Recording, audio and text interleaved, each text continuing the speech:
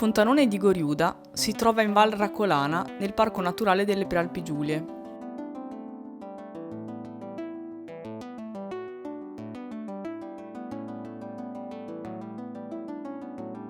Per arrivarci si deve percorrere un facile sentiero che si inoltra in una faggeta per poche centinaia di metri. Il sentiero è adatto a tutti, anche ai meno allenati, ed il tempo di percorrenza è inferiore ai 15 minuti.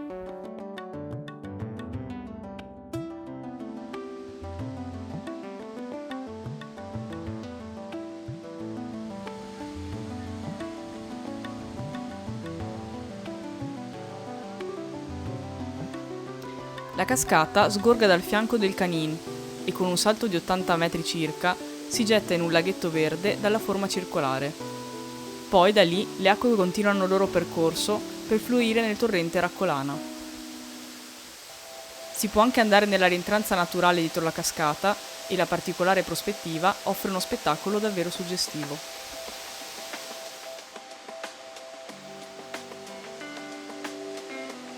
La cascata varia molto in base ai periodi dell'anno.